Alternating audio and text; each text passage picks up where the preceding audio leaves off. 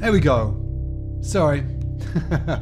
Sam, I have found the POG. You are correct. How's it going, guys? All right.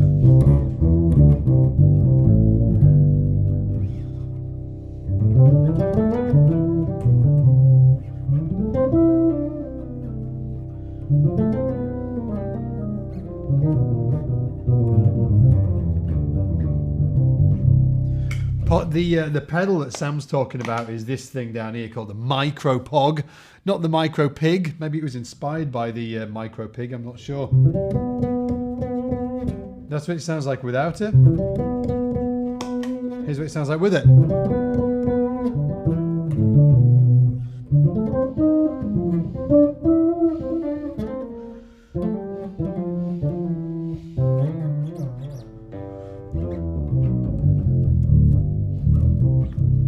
You can have endless fun with it as well. It's super cool. Anyway, who's up? Alan? There's another Alan here. Alan, there's two Alans. Hey, Alan. Alan Spiner. Hey, Rob Carpenter. Bees is here. Cam's here. Snazzy video mixing, Sam is saying. Is that you, Alan? Are you doing the snazzy video mixing? I was going to say, keep on it. The expectation's been set now. If anybody thinks Alan's snazzy video editing is awesome, give him a shout out in the comments.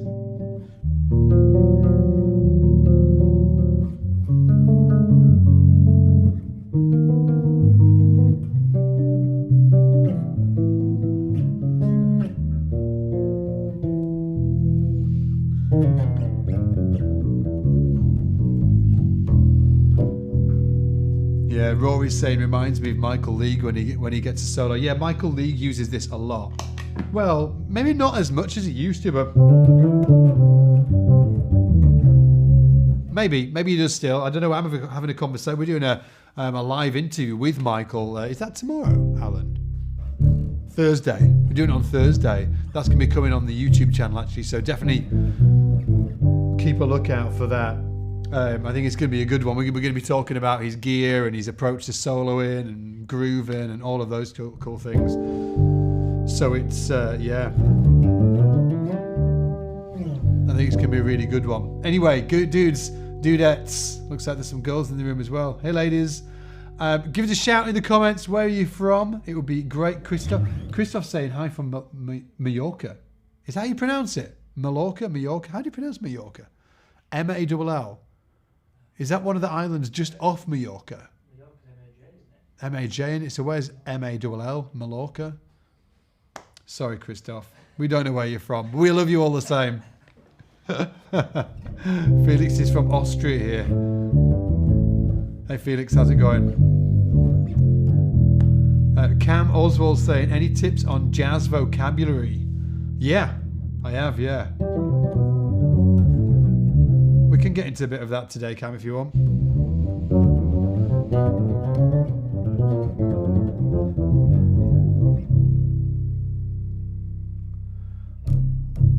Sweet Bass is watching from South Africa. Nice. Hey, Manuel. Hey, Matt from Texas.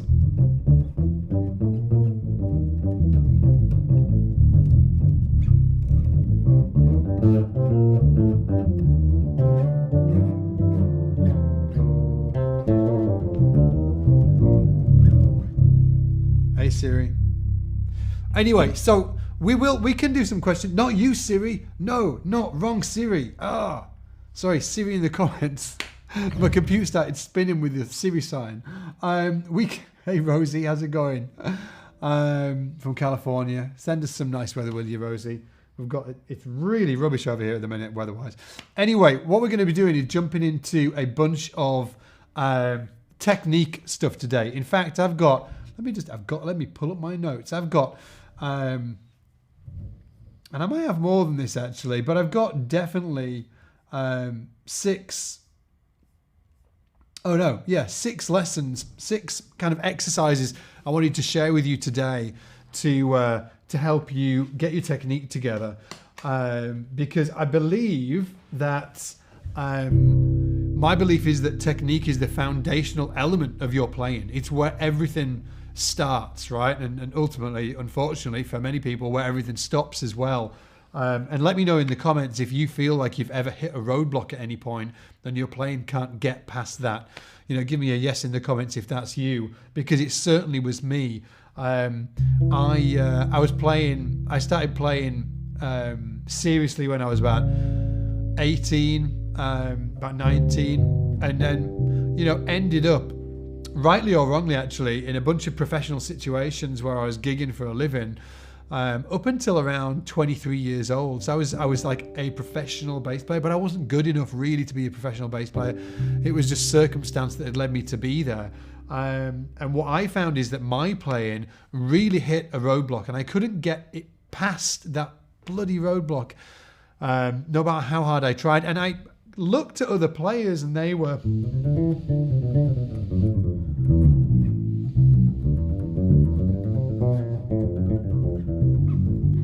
playing all that fancy stuff, and even it doesn't need to be the fancy stuff either, to be honest with you. When it comes to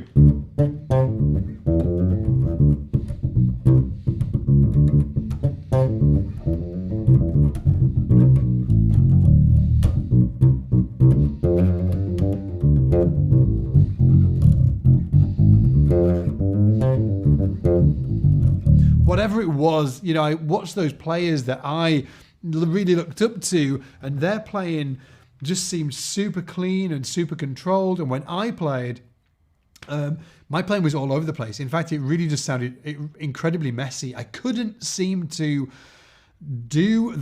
play like them, right? And over a matter of months, I really started to discover that it was my technique that was holding me back. It wasn't, the amount I was practicing or how much I wanted it or any of those sort of like other factors that you might think it would have been. It actually came down to my technique wasn't dialed in, and it really led me down the path of examining my technique and trying to figure out how I could unlock it. So today I wanted to share some exercises with you that really helped me unlock my bass technique, and also kind of share my overall philosophy around technique, because not only do I believe that your technique is like the foundational element of everything that you play on the bass. So if you slap, whatever, you're playing slap or you're playing.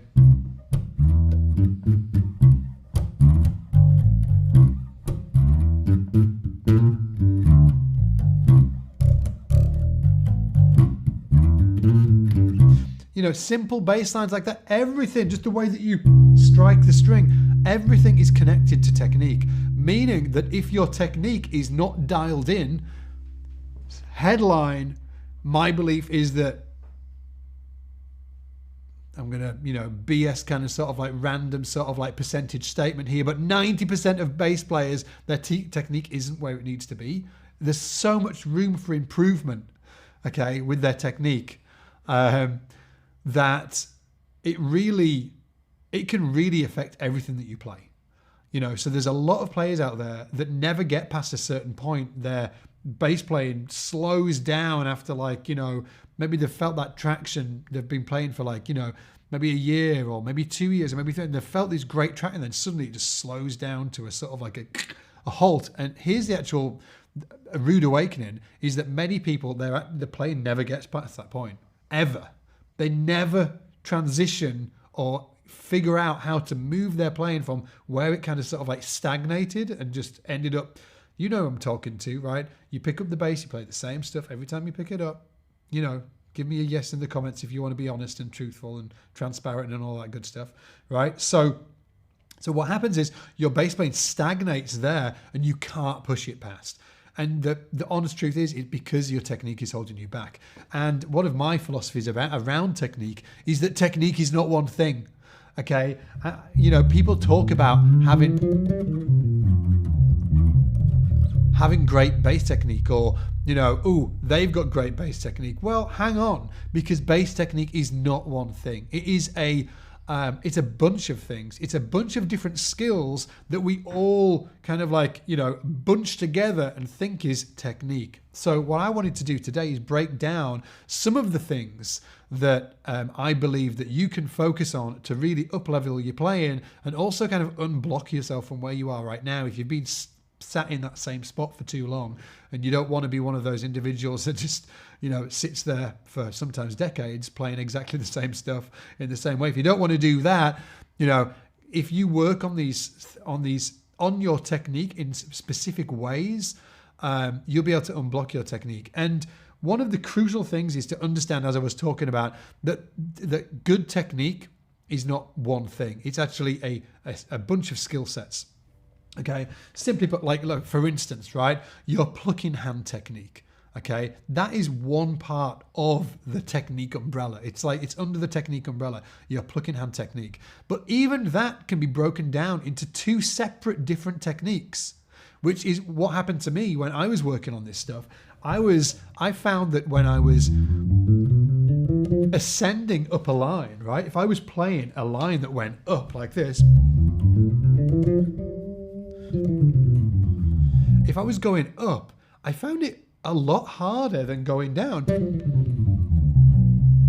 Okay, it was super messy when I went up, and then when it came to going down, it was a lot easier. In fact, in the comments right now, what's easier for you, going up a scale or down a scale? Because that in itself kind of alludes to the fact that, okay, we've got to really focus on these things in different ways.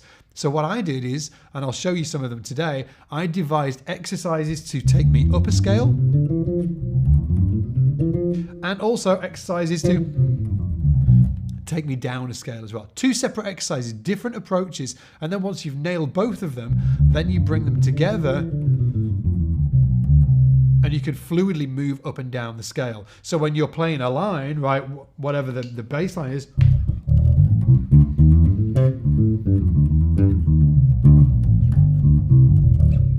whatever that is, right? So I'm playing there, you can see I went up and I went down again.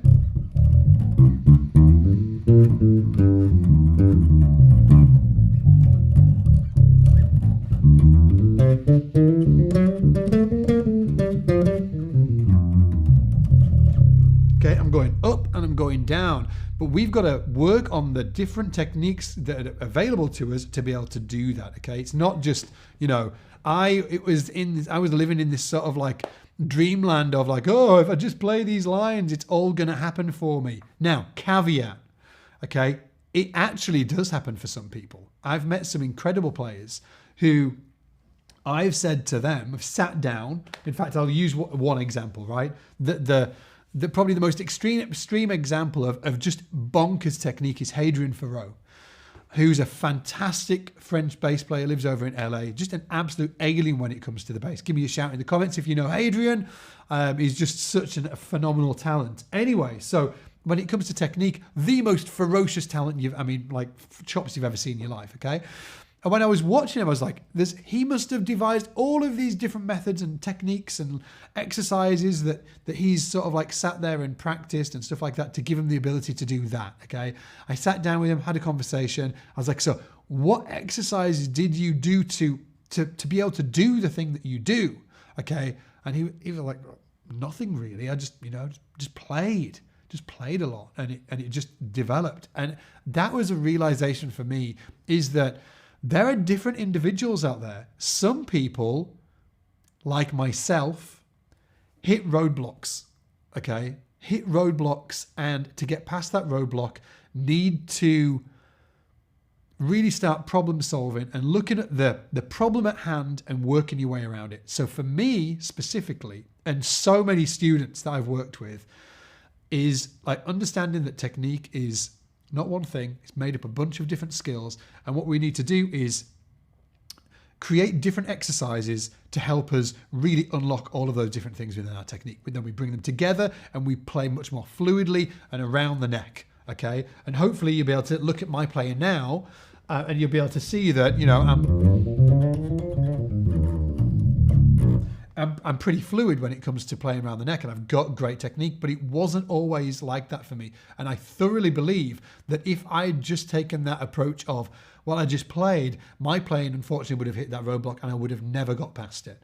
I needed to do the work. I needed to, like, you know, create these exercises to help me get past it. I'll share some of them with you today to do that. But some people don't. Now, the reason why I'm mentioning this is because everybody's baked differently. And you might hear tutors saying, you don't need to practice your technique. Actually, you just need to play and your technique will just come along. It'll just happen, okay? And they are right for some people, but not all people. So it depends what type of individual you are, how you're baked. For me, I have found that approaching building your technique in a really systematic way, so you can like almost knock down the dominoes. Okay, I've nailed that thing. Okay, working on this thing, great. I've got this specific technique I'm going to use. You know, working on it really systematically gave me the technique that I have today. And I really used a 6-month process to really completely, you know, reimagine my technique on the bass and how I play. And that's what I wanted to kind of dig into today with you and share these really like 6 great exercises. So the reason why I was mentioning that about the other tutors is it's important to know that, you know, there are other people out there, great teachers teaching, you know, great information on the bass. And that's, you know, and I love those guys, but sometimes it rubs me up a little bit the wrong way when I find people saying this is the only way. Okay, there's other ways, and it depends on who you are and how you're baked, and what kind of approach you need to be able to take into, you know, start using every day to get you to your goal. Okay. On the opposite end of that, Gary Willis, another fantastic bass player, world class. Okay. Top of the world. Okay. Amazing technique. He was actually very different from Hadrian. Gary developed a massive systematic approach to his technique and built it over, you know, a period of time that gave him the ability to play like he does. So take 2 world-class players, Hadrian Thoreau, Gary Willis, one more of a natural approach, okay, and another very systematic approach. I was much more like Gary, and my playing was definitely going to hit a roadblock if I didn't use the techniques, some of the techniques and exercises I'll be sharing with you today. So it'll be a good, you know, a good question for yourself to, you know, ponder over is wonder, like, who are you sort of like, are you the type of player who can just sort of like, you'll just play and it'll just, you know, develop over time? Or are you more of the type of player who really needs to knock over those dominoes, work on things in a systematic manner to be able to, you know, get your technique together to a point where you can actually, you know, nail those things? Interestingly, I want to hear from you in the comments. Let me know, do you think you're a type 1 type of player who will just be able to naturally do this stuff? I'm just caveat, I think that those type of players are, there's a smaller percentage of them, which why there's sort of like there's a sea of bass players who hit that roadblock and never get past them. Okay, so are you a type 1 player, or are you more a type 2 player where you feel that having more of a systematic approach to increasing your ability and your bass technique on the bass would be a benefit to you? So let me know in the comments, okay? I'm just going to pick up the comments here. Because it's Peter's saying the baddest cat, Hadrian Thoreau. Absolutely, yeah, absolutely. And there's other players like that, right, that have never really approached technique in the way that I approached it. They were more, you know, just sort of like, yeah, I can't really think of a word, vibey about it. They just vibed out, right? I was not that. I was the opposite. I had to be very systematic about my approach, and it really paid off. Matthias is saying type 2. Walter's saying type 2. Awesome. Great. And you know, there's no wrong answer, just to put it out there. If anybody's like, oh, I don't want to type because there's a lot of people watching this and there's not that many people typing. Okay. So Rosie Wright saying, I've been a type 1 for a long time, but I think the type 2 approach would serve me better. It really did for me. It really did. And I think that maybe if he'd asked me, you know, back in the day what I was, type 1 or type 2, I would have thought, I didn't even know really that there was this type 2 where I could be systematic about something, to be honest. But it really paid off dividends. And I absolutely wouldn't be the player I am today if I hadn't gone through that process. So anyway, yeah, Natanio's saying type 1 is probably less than 5% of players. Yeah. So I'm just watching the comments come in. And there's also people that think they're type 1 and they're definitely type 2, just to put that out there as well. So obviously, I've given you my pitch on why technique is really important. But first of all, I just want to get our posture right as well, because a lot of us play sat down with our basses, and I'm going to go through a bunch of exercises, but I really want to make sure that your posture is right, because it's so easy to get wrong. If I'm sitting straight onto you like this, right? And let me know in the comments when you... Ian Martin Allison, looking good. You were looking good earlier today, Mr. Ian Martin Allison. If you practice sitting down, say yes in the comments. And if you practice standing up, say no in the comments. And if you don't practice, feel free not to answer. So give me a yes if you practice sat down. Give me a no if you're standing up, okay? Yes or no, sat down.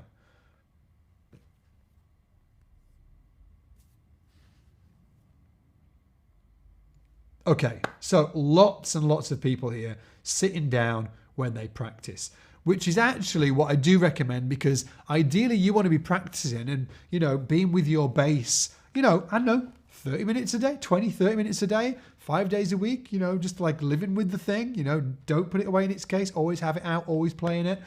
And because of that, you don't want to be standing up with it practicing all the time, because, my word, because standing up with it is going to be the heavy weight around your neck, and it's going to give you back issues after a few years if you carry on with that.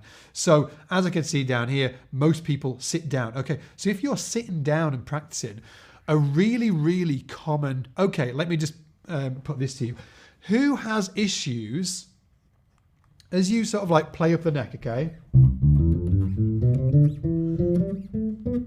When you get to this higher, let's say above the 12th fret, do any of you feel like you have to sort of like contort your arm around and you're sort of like, your hand has to go in a weird position as you're going up the neck? When you get anywhere past the 12th neck, give me a yes if that's you, right?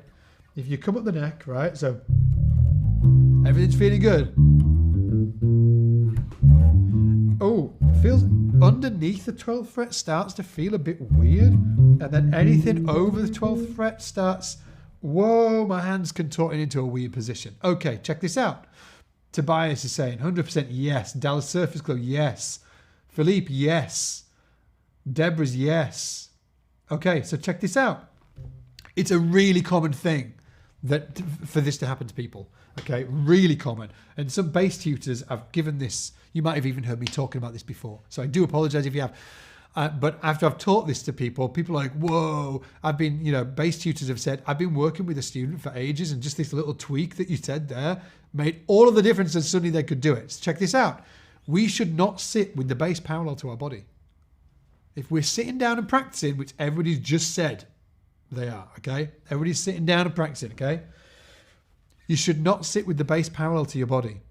Because if you sit with it parallel to your body, so for instance, my nose, my face is flat onto this screen right here. My chest, flat, bass, flat, okay? And when you give a beginner a bass, trust me, they sit with it flat, just like this. That's how they sit with it, right? Now I'm going to try and play a C major scale up to, let's say here, okay? Let's see how I do, right? Now, I'm getting to real hot bother right now. Look what my hand's having to do. Do you want to see? It's a mess. I Okay, the reason it's a mess is because we shouldn't sit with the bass like this. What we need to do is imagine yourself sitting in a box. Okay, your back is against the back of the box. You're sitting in the box. Here are the sides. Okay, your bass, you want to get this headstock and push it into one of the corners. Okay, so the bass should actually go across, sort of like, so this is the box from one corner of the box to the other corner of the box. My back's against the box. Imagine this. Okay, so now I'm going to try and do the same thing. C major scale.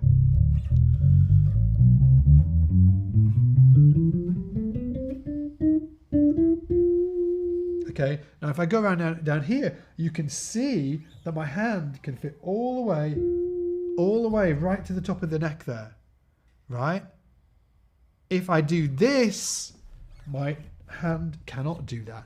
It can't get, because it hits the body. It hits your body. So what you need to do is, again, my chest flat to you, push that neck out.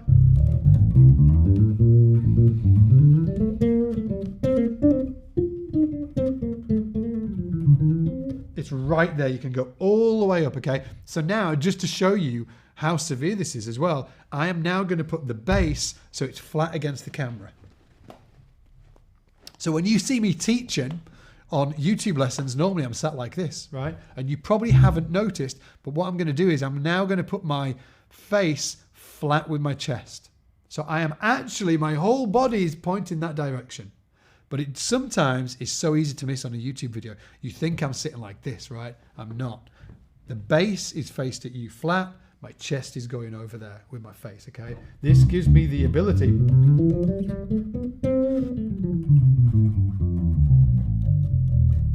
put it all up and down the neck without having to do this. So that's just a great example of a little tweak that can give you huge results. Now, when you do that, when you sit like that, okay, it's going to be a little weird to begin with because you've not sat like that before. And you'll notice that when you stand with a strap as well, your bass does not hang around your neck like that. It hangs like that at a slight angle, always at a slight angle, okay? So it's, yeah, Ian's saying right here, that was me, okay? So exactly, it's so little tweaks can make all of the difference, okay? Now, the next thing I wanted to talk about, oh, by the way, I should have mentioned this at the top of the call. If any of this sounds cool to you and you want to work on your bass technique for 6 months with me, okay, you should go to bulletproofbass.com. Bulletproofbass.com. Every single year, I open my Technique Accelerator program. I open it once a year, okay, and it's open right now. We opened it a few days ago. We only open it once a year. You'll find it at bulletproofbass.com. And if you sign up today, you're also going to get $321 worth of bonuses thrown in. So we've got all of these extra resources that we're throwing in completely free if you sign up today. So if you want to check it out, I'll remind you a couple of times through the stream today, just go to bulletproofbass.com and you'll find the full program there. And the full program is basically all of the exercises that I used to really play the bass like I do today. When I told you about that moment where I hit a roadblock and I couldn't get past it, I devised a bunch of exercises to help me get past that roadblock. And it took me around 6 months to do that. I break all of that process down in that course. So go to bulletproofbass.com and you'll find it there. And if you sign up today, you're going to get over $300 worth of bonuses as well. And one of the bonuses is outlandishly cool. It's like this, it's so good. It's like an extra 7 hours of video content. Bonkers. Anyway, again, bulletproofbass.com. I think that Jack, shout out to Jack as well. He's put it, I think he's pinned it to the top, and he's also put it in the chat as well. So definitely go check out that. And I'm sure that some people on this stream will have taken that course as well. Give us a shout out if you have. It's the Technique Accelerator. 6-month program where you can, if you can put up with me every day for 6 months, check it out. Bulletproofbass.com. Anyway, we've set the stage, okay? We've got the actual posture right now. Now we want to look at this hand. And this hand is the thing that gets ignored the most out of so many bass players. They're all about, thinking about this hand. What scale should I play? What arpeggio can I play? What all of these things, right? Can I do whatever? They're not taken into consideration this hand, and this is the engine that drives the car that moves it along the road.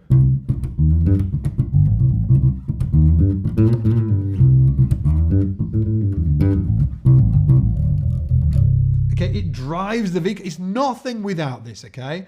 And there's so much goes wrong here for so many players, okay? So I'm going to give you a really cool example, or a really cool exercise of just how to dial in the your plucking hand. And what I really like to do is just work on groupings of threes. Well, actually, threes, fours, fives, and sixes, okay? Where you just take one note. Let's take a C note, right? Just a C note. And we're going to do groupings of three. And the reason why we're doing this before doing any of this stuff, where we're going up and down scales and all of that stuff, is that we really want to dial in what it feels like to strike the string, but also our dynamic control, the control over the dynamics. When you listen to me play, I'm not playing on one level. Well, hopefully I'm not anyway, right? No.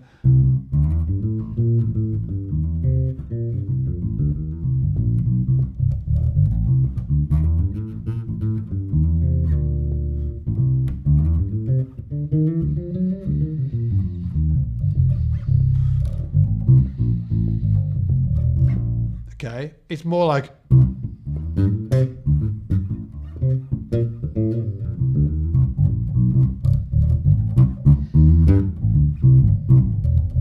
you know, you got this part.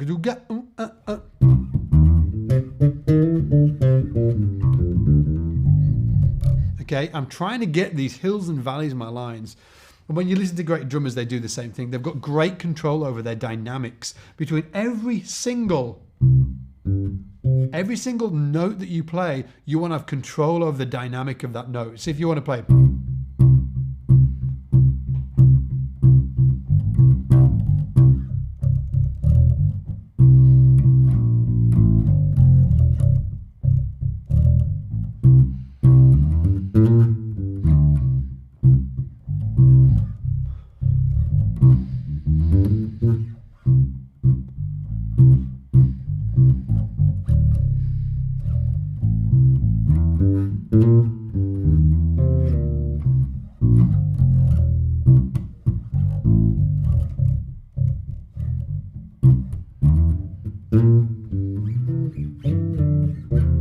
I'm using them dynamics, right? So how we do that is these simple dynamic exercises. So take one note. We're going to take a C note, okay? C note. First of all, we're going to play groupings of three on that note. It's going to be super simple like this.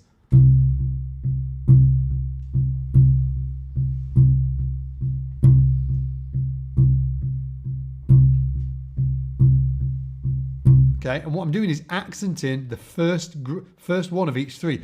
1, 2, 3, 1, 2, 3, 1, 2, 3, 1, 2, 3, 1, 2, 3.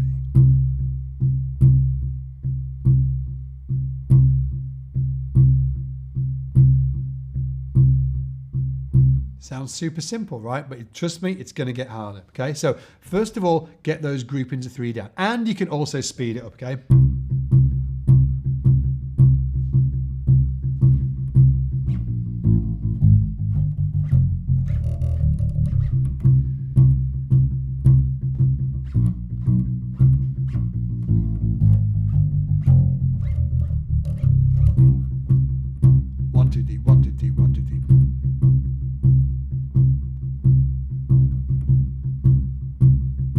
Also, I'm using a little bit of left-hand mute in there, where I'm taking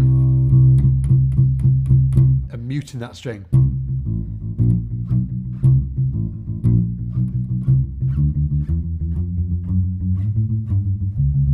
Okay, 1, 2, 3, 1, 2, 3, 1. Okay, and you can do it slow, but what you really want to make sure is you're really accenting that one.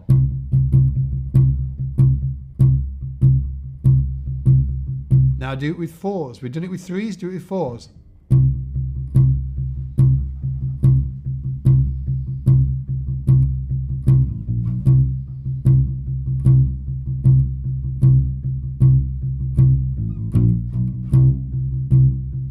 Okay. Now, you started that probably with your index finger. Let me know in the comments, which finger do you prefer leading with, index or middle? That'll come in later in this conversation. But now, I started on my index finger with 4s. Now I'm going to start with my middle finger on 4s.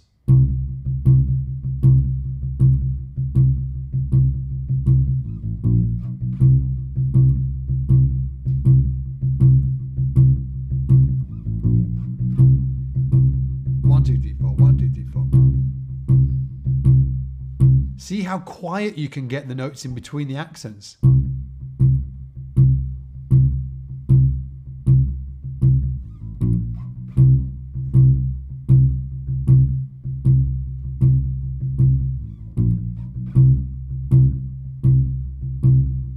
So now we've got 3s. We've got 4s. We've got 4, that was with the index finger, 4s on the middle finger. Now 5s.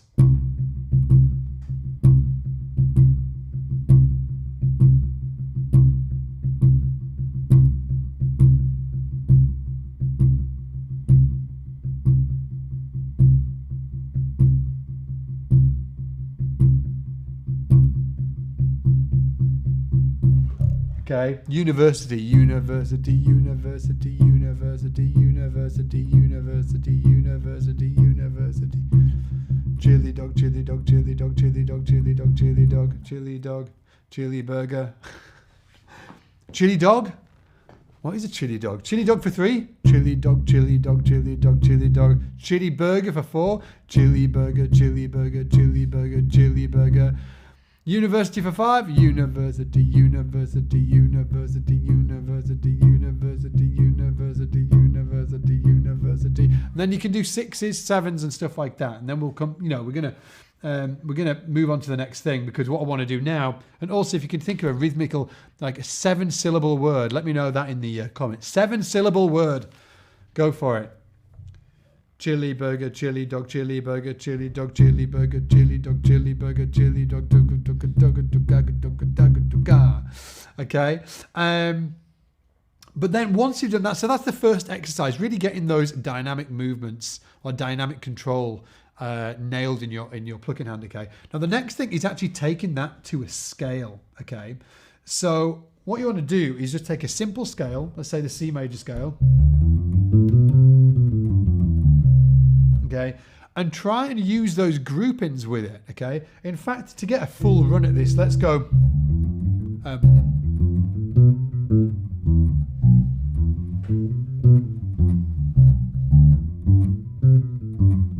That's a C major scale. I'm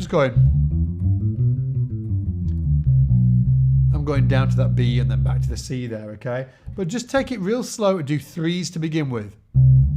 So 1, 2, 3.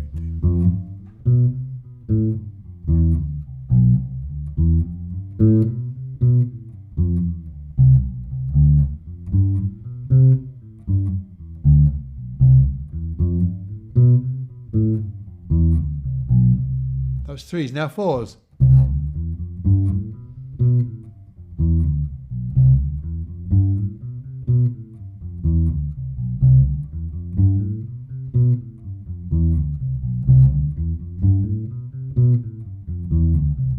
Now 5s.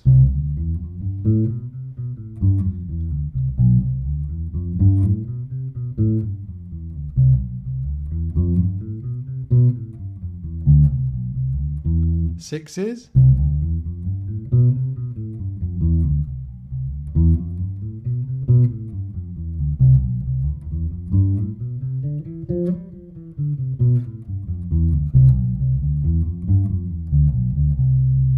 Sevens. Did somebody come up with a 7-syllable name? Anti-constitutional. Anti-constitutional. Anti-constitutional.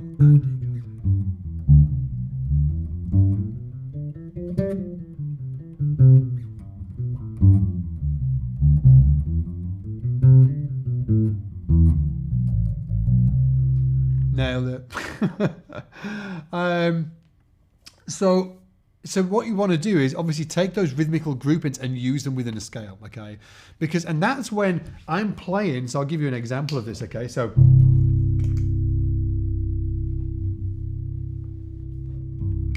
sorry.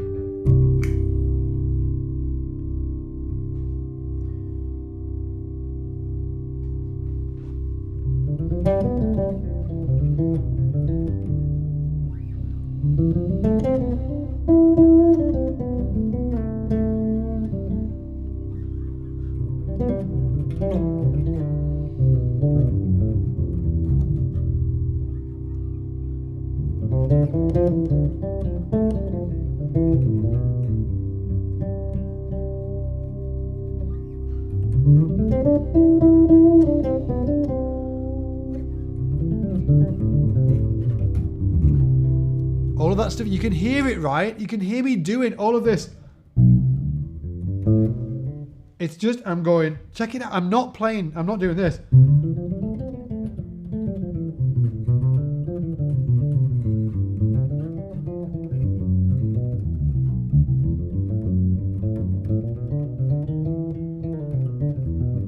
It's not that, it's this.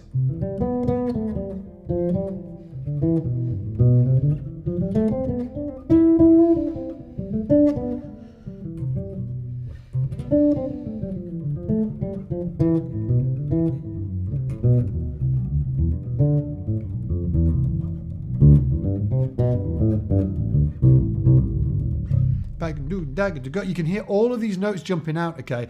It was doing those dynamic exercises of those groupings that gave me the ability to do that. I couldn't do it before. Nowhere near. So it was doing those that gave me the ability to...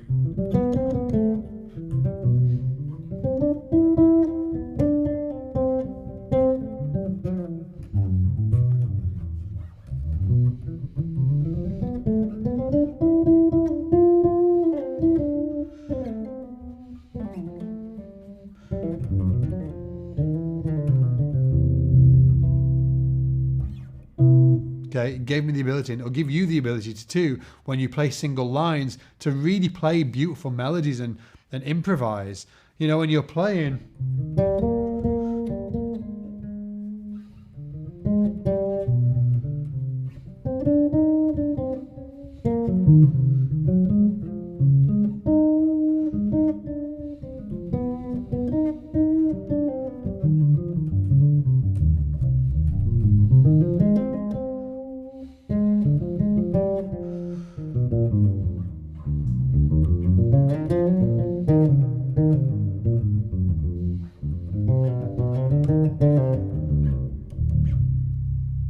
all hills and valleys, it all comes from this hand, all of it, all from the plucking hand, okay? So important.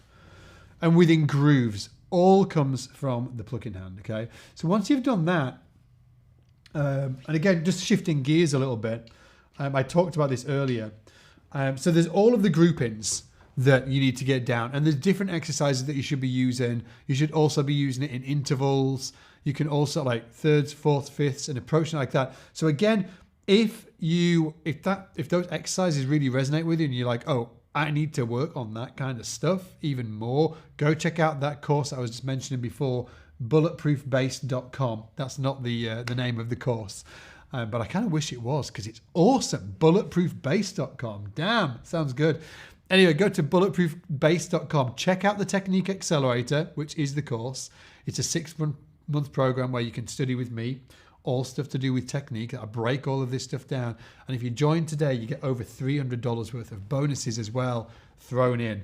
And one of them is just pure bonkers. Pure bonkers. It's like worth the price of the entire course. It's great. Okay, so switching up, what I want to do for exercise 3. So exercise 1, we've looked at rhythmical groupings. Exercise 2, rhythmical groupings within a scale. Exercise 3, I just want to look at ascending up a scale, okay? So when you do, what do I mean by ascending up a scale? We're just going up a scale, right?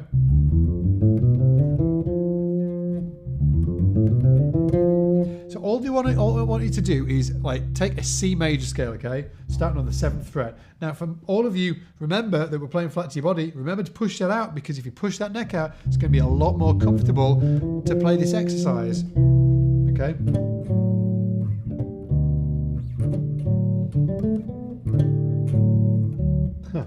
So C major, okay? Up to the F.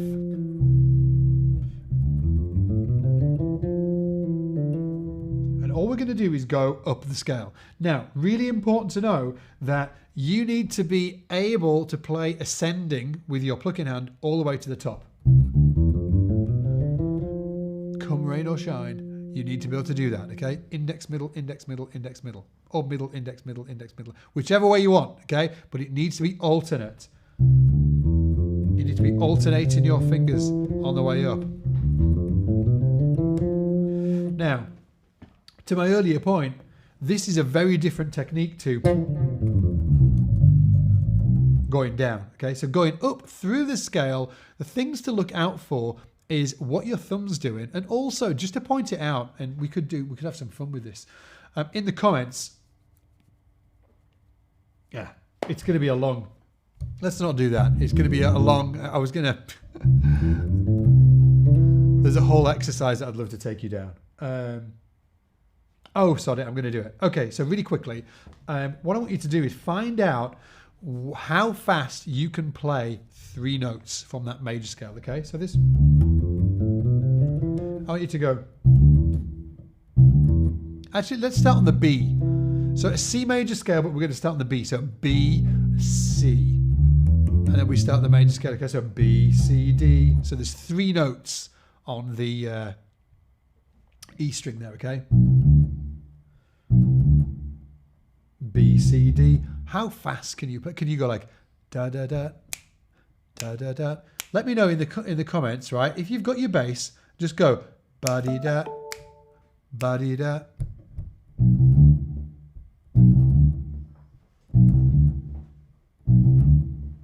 Ba di da ba da da ba di da. Can you do it at that speed? Ba di di ba di da ba di di. Now, for most of you, the answer will probably be yes. Even if it's not right there, it might be there.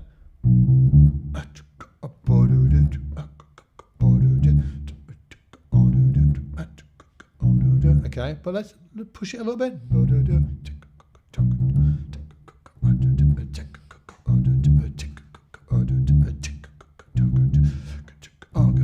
Most of you, are you yes or no? Let me know in the comments, yes or no. If you can't, put no. Don't be shy.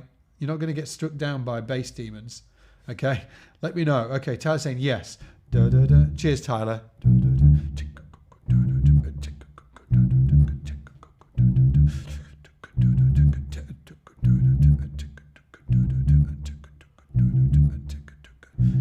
Cheers, Ivan. Cheers, Cam. Cheers, Hellboy. So most of you are like, yeah, right? Marty, okay, yes, but sloppy. Thank you, Marty, for being honest, right? So now what I want you to do is try and play at that same speed to the F. So now you're going to go ba-da-da, da-da-da, da-da-da, da-da. Now you're going to go ba-da-da.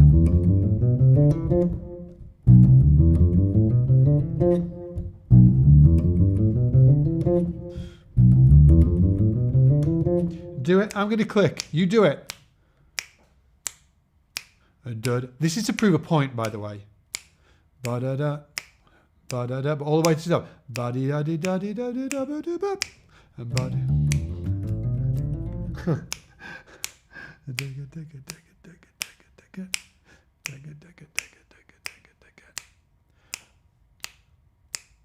Now, for most of you, it's going to start feeling a little sloppy when you do that, okay? And my point is that it's actually nothing to do with the speed of your right hand. In fact, for fun, if you find that easy, speed it up a bit. So,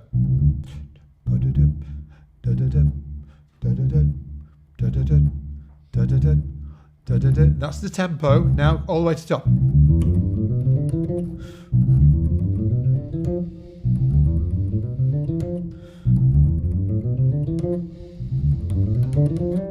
So and if you try both, what you will find is you can do it on one string, but you can't do it on all four. What? Well, that doesn't even make sense, right? You can do it on one string, but you can't. And that is because when you move across the instrument like this, your technique's going to crap. It's breaking down. To my earlier point, it really helps to work on your technique in these isolated ways, focusing in on these particular problems that we're trying to solve. Okay, headline, I was exactly like this. I know this test because I did it with myself, and I was like, what? I don't understand why I can play this, but I can't play this.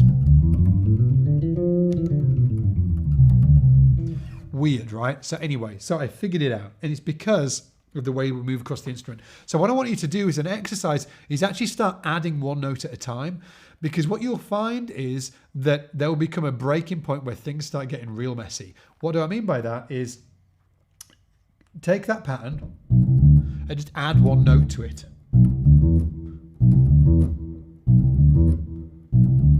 Okay, now another note.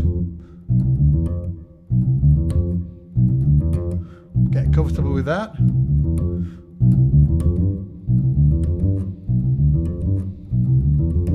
Now we're doing 6 notes. 1, 2, 3, 4, 5, 6.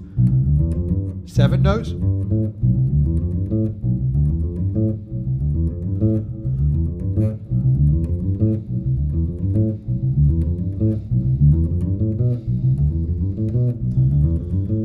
And onwards, okay? And what you'll find is that what you're looking for is where does your technique start to break down? And it's when you start crossing strings, for the most part, when you start crossing strings. So for most of you, you want to be experimenting what you do with your thumb. Are you leaving it on one spot and you're just doing this? Or are you moving it with you? For me, the secret sauce was to move it with me as I went. Not doing this. I could not get that to sound clean or feel controlled. It felt awful.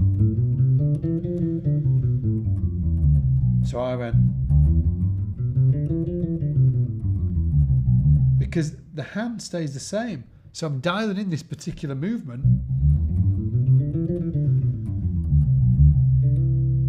All the way across. Super simple, but not easy. It takes time to do that, right? So I'm up on the hour. I was going to do this an hour, and we're only a few in. Well, we're not so much in. Let me just have a look at these other exercises. I might have to right hand descending runs. Okay, so I'll briefly go over these because I wanted to fit all of this in. Yeah, I'm anchoring. I'm always anchoring, Cam. I'm not floating, actually. So people that have the floating thumb, I'm actually anchoring on the strings, on the closest string. Now, moving again, shifting gears and looking at descending through lines, because they're very different from ascending, what you really need to do, what I found, is that I started using economy picking. Okay? So what that means is, as I cross a string, I use the same finger as I go from one string to the adjacent string. Check this out. I'm going to go back down this pattern, this C major pattern. I'm going to go index, middle, index. And as I move to the D string here for the next note, I use the index again. So index, middle, index, index. Middle, index, index. Middle, index, index.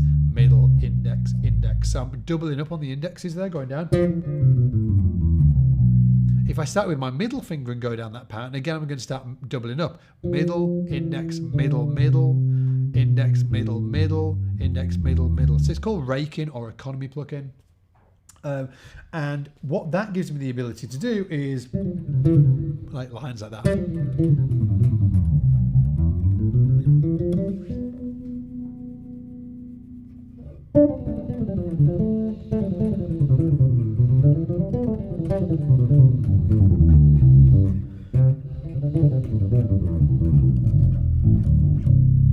Now, It's really important that you work on the raking or the economy picking, so you're going down with your index finger and your middle finger. Separate exercises for each. Separate exercises for each. Index finger, middle finger, index finger, middle finger. And then when you come into play, like,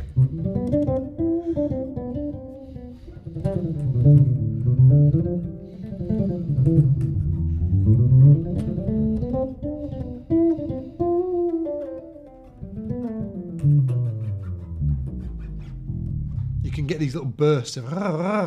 There's a bunch of players use them, but it's not really talked about that much. But yeah, so when you're going down, economy. When you're going up, alternate. When you're going down, economy, right?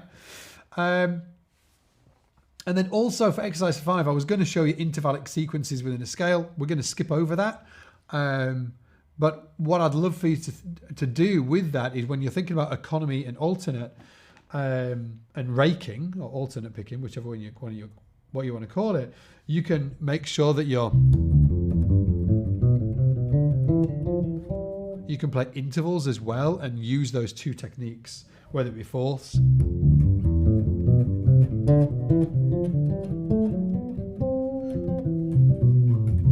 If you've heard me play lines like this,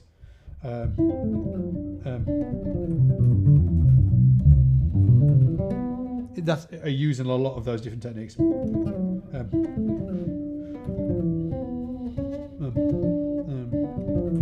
There we go.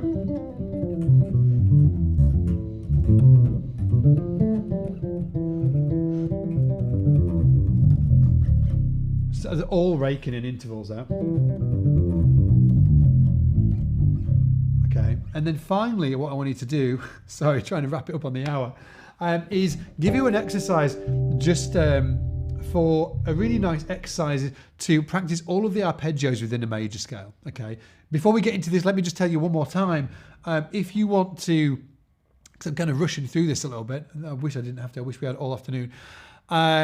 If you want to study more with me and specifically to do with your bass technique over the next 6 months, go check out the Technique Accelerator. It's open for enrollment right now. We only open it once a year. And if you join today, you're going to get over $300 worth of bonuses thrown in for free as well, one of which is completely bonkers and is worth the price for the entire course. But just go to bulletproofbass.com and you'll find it there. Jack, shout out to Jack behind the scenes, has put links. I think it's pinned on the chat and he'll put it in the chat as well. So just go to bulletproofbass.com and you'll find it there, okay? So moving on, we've got this C major tonality that we've used throughout this, okay? So with the C major tonality or the C major scale, you might not know, but there's seven arpeggios within the major scale. How cool is that, right? So this thing, do, re, mi, fa, sol, la, ti, do, do, do, do, do, do, do, that we learned at school, right? Well, actually,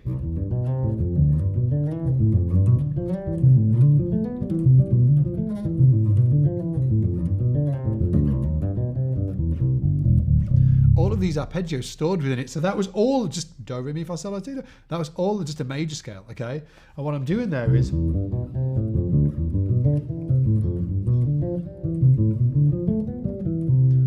I'm just going up and down the arpeggios within the major scale. And this is awesome for solos. Like, imagine I'm doing, let me show you an application and then I'll show you the exercise, okay? So, okay, so imagine I'm soloing.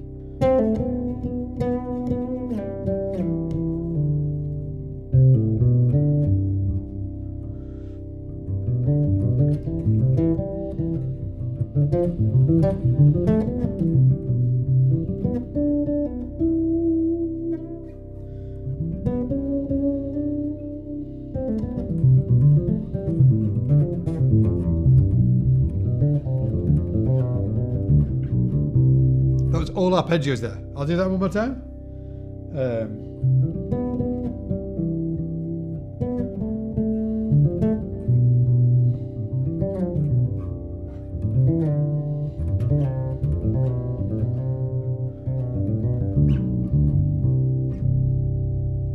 That was just all arpeggios, and I'm going to show the arpeggios now. You might want to grab a pen and just write these down. I'll say them and then we'll play through them, okay? So first of all, C major 7. C major 7. Grab a pen, C major 7, or type on the keyboard. Next up, D minor 7. Next up, E minor 7. F major 7.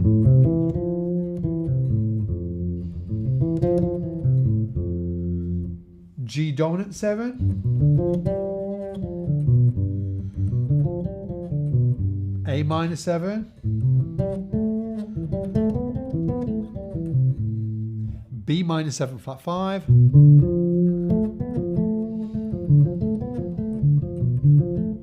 And then C major 7. Okay, 1, 2, 3, 4, 5, 6, 7, and then 8. Okay. Now the exercise, what I want you to do, instead of just playing them,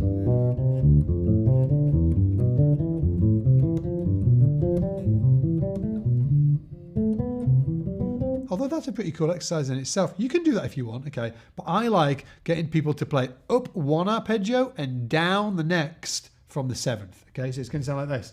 C major, and then down the D minor, up the E minor, down the F major 7 from the 7th, up the G dominant, down the A minor 7 from the 7th, from the B minor 7 flat 5 up it, and then down the C major. So it's going to sound like this.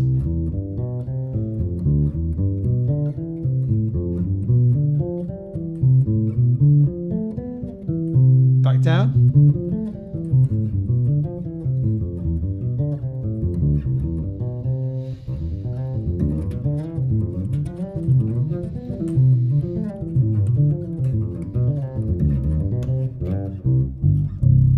And what I'm doing here, the reason why this is cool for your technique is because playing arpeggios is a pain in the butt. You've got to... You're crossing 3 strings, and we've already recognized just before that crossing strings is a pain in the butt. Okay, so that's why we want to practice it, because it's tough.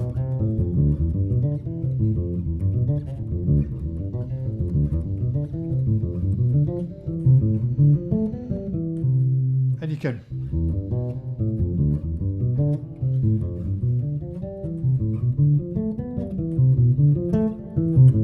And now listen to me playing as well and check it out. I'm not doing this.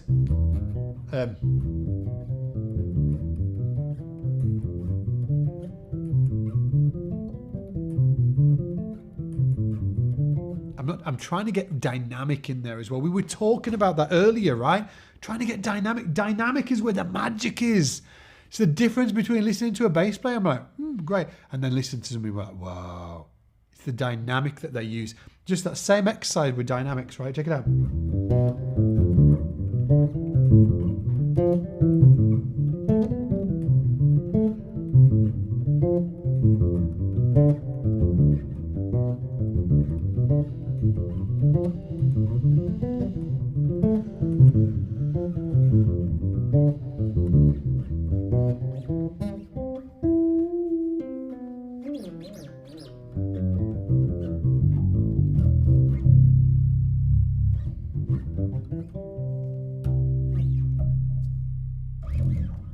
Okay, so the dynamic is where the real magic happens, and that's why it's so important. And you guys now know where the dynamics come from. All comes from this hand. And trust me, I didn't have any of this dialed in. I actually got shouted on a gig once when I just started out. I might have been like 20 or 21 years old, and somebody was, I think it was either the piano player or the drummer was like, listen, shouting at me, play with dynamics. I was like, oh, because I could just, because nobody told me, right? Nobody told me, and maybe nobody told you, and there's no shame in not knowing. Okay, there's no shame in not knowing, but hopefully now you do know, and maybe somebody won't shout at you like they shouted at me, because you'll get your stuff together before, I didn't get my stuff together.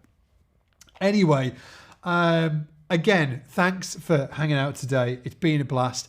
If you want to come and study this beautiful instrument with me over the next 6 months, go check out bulletproofbase.com. You'll find my program there. It's called the Technique Accelerator. We only open it once a year for enrollment, and this is that once a year. And then we will be closing it down for enrollment.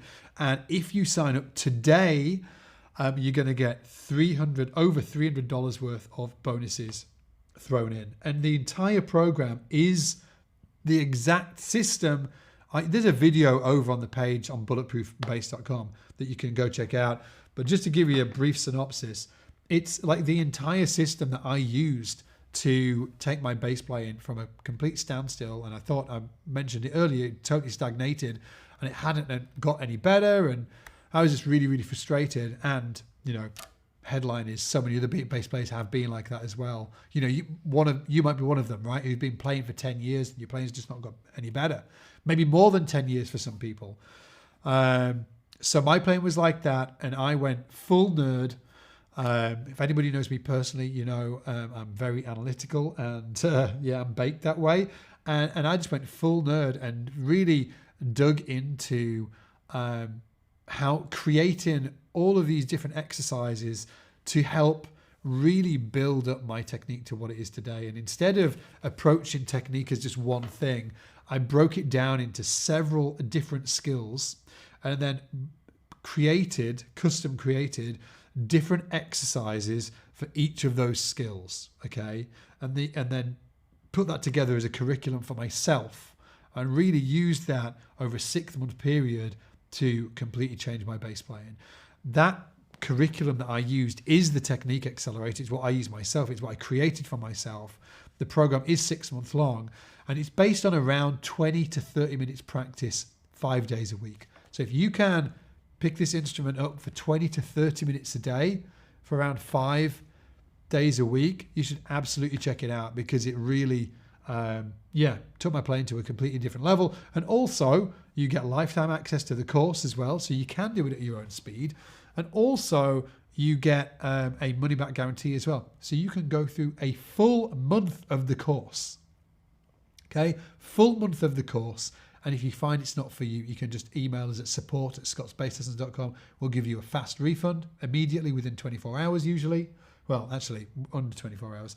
But we'll give you a full refund. And also, just to sort of point out, with this particular course, I created there's like 3 different tracks through it, different exercises for different lessons. And the different exercises are based on your skill and level, okay, where you are as a bass player. What I didn't want to do is create a one-size-fits-all program, because that's not how we learn. So instead of that, with each lesson, so you get a brand new lesson every single week for 6 months. A brand new lesson, so if you can put up with me for 6 months, great. So a brand new lesson every single week. And then every single week within that lesson, you get 3 different exercises. And those are different exercises based on your ability, okay, where you are level-wise as a player. So if you're, within the beginner stages, you've got an exercise for you.